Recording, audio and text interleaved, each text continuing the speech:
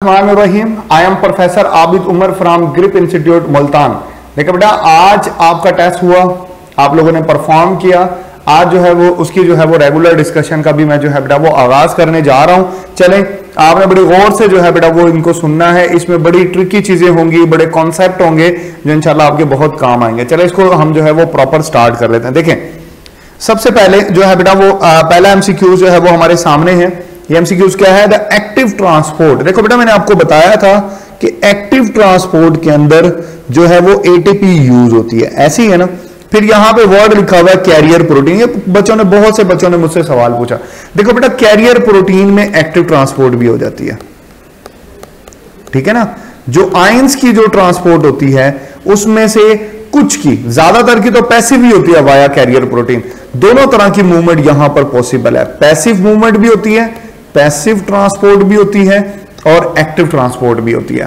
तो अब ये जो मूवमेंट, क्योंकि एटीपी का तस्करा आ गया तो डेफिनेटली ये एक्टिव मूवमेंट है। यहां पर जो है ये सोडियम पोटेशियम, आपको बताता जाऊं, सोडियम पोटेशियम जो एटीपेज चैनल होता है, आपको याद होगा आपने नर्व इंपल्स में ये पढ़ा था, वहां पर ये एक एक्टिव चैनल है, वाया कैरियर प्रोटीन है। तो दैट्स वाई बेटा ये, और जो एक्टिव ट्रांसपोर्ट होती है वो हमेशा अंगेज द कंसंट्रेशन ग्रेडियंट होती है, ठीक है ना। तो इस दैट्स वाई इसका आंसर जो है बेटा वो बन जाएगा चार्ली, ठीक होगा ना। तो फर्स्ट का जो आंसर बनेगा वो चार्ली बनेगा। चलें दूसरे एमसीक्यूज की तरफ जाते हैं। देखें, अब ये जो दूसरा एमसीक्यू है बेटा, यहां पे लिखा हुआ है which one of the following criteria does not relate to facilitated transport, कि कौन सा क्राइटेरिया फैसिलिटेटेड ट्रांसपोर्ट को फॉलो नहीं करा। मैंने आपको एक बात बताई थी कि फैसिलिटेटेड ट्रांसपोर्ट जो होती है ये टाइप ऑफ पैसिव डिफिजन है, जो हमेशा फ्रॉम हाई टू लो होती है, ठीक है ना। ये जो लिखा हुआ ना up hill transport, up hill का मतलब होता है कि लो से हाई की तरफ जाना। अप हिल का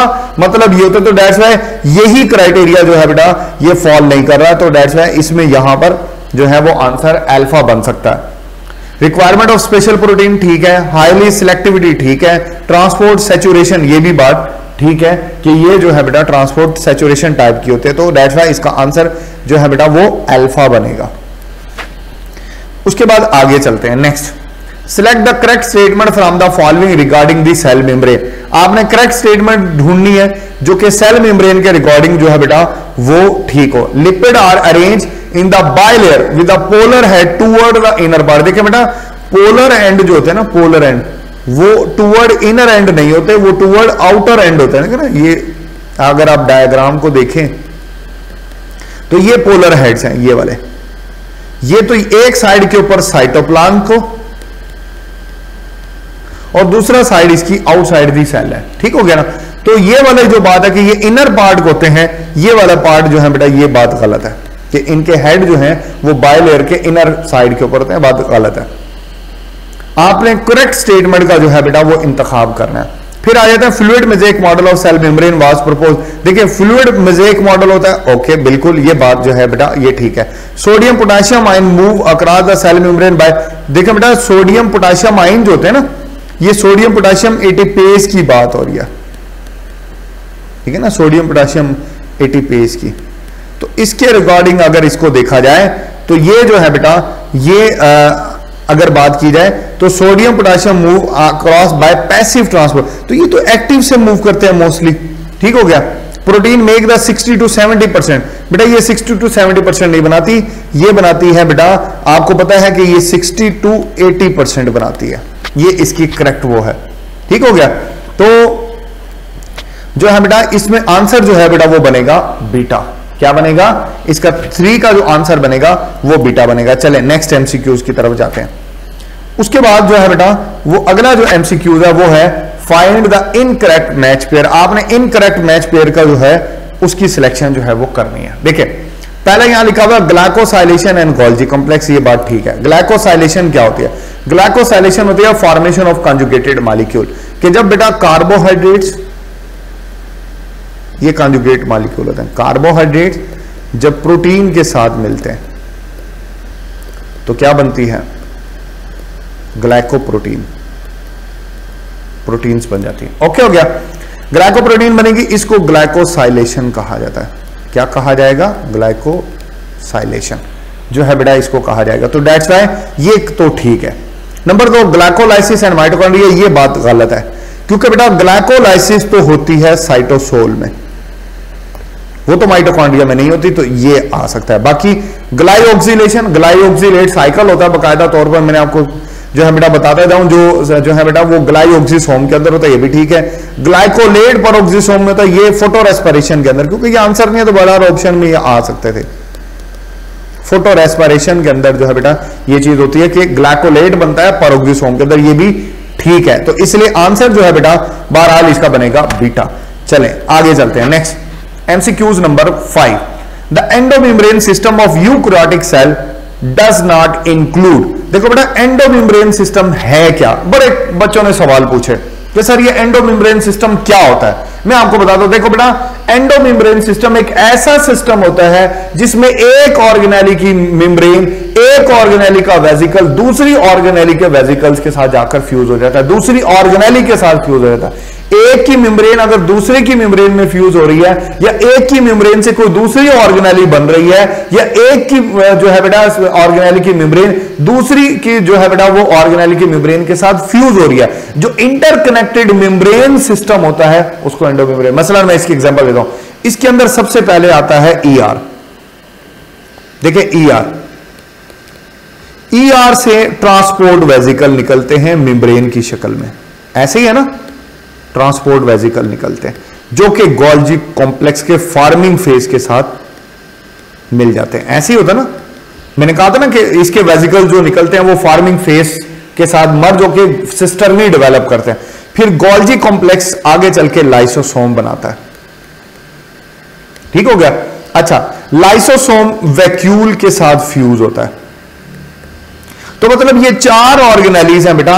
number 1 endoplasmic reticulum, number 2 Golgi apparatus, number 3 lysosome, number 4 food vacuole, जिनकी मेम्ब्रेन एक दूसरे के साथ इंटरकनेक्टेड है। ये जो सिस्टम होता है इसको एंडोमेम्ब्रेन सिस्टम कहा जाता है। इसको क्या कहा जाता है, वो एंडोमेम्ब्रेन सिस्टम जो है बेटा वो कहा जाता है। इसके अंदर ये भी है शामिल, ये भी है, ये भी है, और ये शामिल नहीं होती। पेरोक्सिसोम का एंडोमेम्ब्रेन सिस्टम के साथ कोई ताल्लुक नहीं, तो दैट्स व्हाई इसका जो आंसर बनेगा बेटे वो बनेगा डेल्टा। ठीक हो गया। चले आगे चलते हैं। Next, correct statement about the Golgi complex. Inner convex surface is forming phase, गलत। Inner concave surface is forming phase. देखो बेटा ये आउटर कन्वेक्स पार्ट होता है, ठीक है ना, तो यहां पे लिखा हुआ outer convex surface is maturing phase.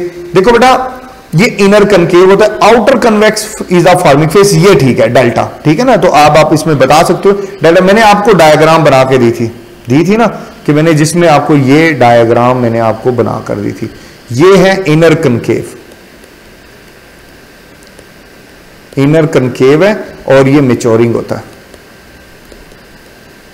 ये वाला जो हिस्सा है ये आउटर कन्वेक्स है, ये क्या है आउटर कन्वेक्स, और ये होता है फॉर्मिंग फेस। फॉर्मिंग फेस जो है बेटा वो इसको कहा जाता है। तो आउटर कन्वेक्स जो होता है बेटा ये फॉर्मिंग फेस होगा, ये बात ठीक है ना। ये थोड़ा सा एमसीक्यूज कंफ्यूजिंग, अगर आपने वो मेरा लेक्चर सही से अगर आपको याद था ना तो फिर तो ये आपका एमसीक्यूज जो है वो ठीक हो गया होगा। आपने अपने कमेंट्स में जो है बेटा जरूर बताना है मुझे कि आपने कितने मार्क्स जो है वो पहले टेस्ट में किया और आपने कितना अच्छा टेस्ट जो है ये परफॉर्म किया। ये आपने जो है वो अपना फीडबैक जरूर मुझे देना, ठीक है ना। आप मुझसे जो है वो डिस्कशन भी कर सकते हो व्हाट्सएप के ऊपर, मैं इंशाल्लाह आपको उसके आंसर्स भी करूंगा। The cisternae breakup into vesicles from, देखो बेटा ये बात हो रही है कि वेजिकल्स कहां से निकलते हैं। आपको पता है ना कि ये फॉर्मिंग फेज से एंटर होते हैं, यहां से एंटर होते हैं और यहां से निकलते हैं, ये मैच्योरिंग फेज है। तो मैच्योरिंग फेज से जो है बेटा इनकी ब्रेकेज होती है और यहां से ये जो है बेटा ये रिलीज होते हैं, तो दैट्स व्हाई इसका जवाब मैच्योरिंग फेज बनेगा। आंसर क्या बनेगा, बीटा 7 का। आगे चलेंगे एमसीक्यूज नंबर 8। देखो बेटा एमसीक्यूज में यहां पे लिखा हुआ lysosomes are cytoplasmic organelle and are different from other due to, देखो बेटा लाइसोसोम अपने स्ट्रक्चर की वजह से दूसरों से बिल्कुल डिफरेंट होता है, अदर ऑर्गेनेली से बिल्कुल डिफरेंट है, और ये अपने स्ट्रक्चर की वजह से डिफरेंट है। ये स्ट्रक्चर ही डिफरेंट है इसका, ना इसमें सिस्टर्नी है, ना इसके अंदर जो है वो जो है बेटा वो क्रिस्टी है, कोई inner folding outer folding thylakoid कुछ नहीं है, इसका अपना ही स्ट्रक्चर है। वैसे तो हर ऑर्गेनेली मॉर्फोलॉजी वाइज एक दूसरे से डिफरेंट होता है। बहरहाल इसका आंसर जो है बेटा वो बनेगा बीटा। ठीक हो गया मॉर्फोलॉजी। अगले एमसीक्यूज की तरफ जा रहे हैं।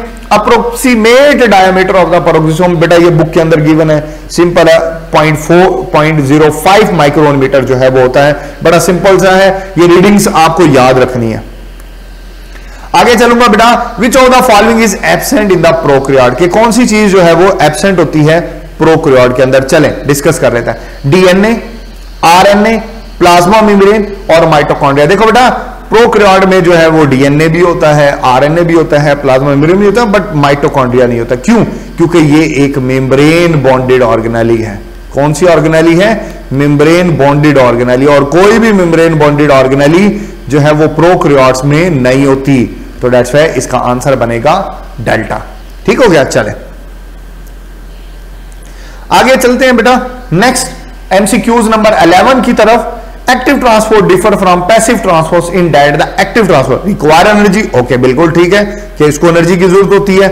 ऑलवेज रिक्वायर इनपुट एटीपी, ये भी ठीक है। Move the molecule engage the concentration, ये भी ठीक है। तो दैट्स व्हाई इसका आंसर जो है बेटा वो बन जाएगा डेल्टा। क्या बनेगा? डेल्टा बनेगा। ठीक हो गया। चले आगे चलते हैं नेक्स्ट।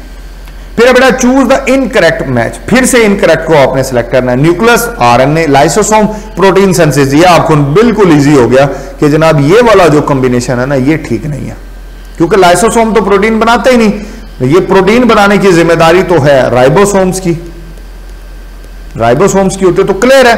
बाकी ये ठीक है, ठीक है ना। तो आंसर जो है वो इसका बनेगा बीटा। आंसर क्या बनेगा? बीटा बनेगा। चले इसके बाद एमसीक्यूज नंबर 13।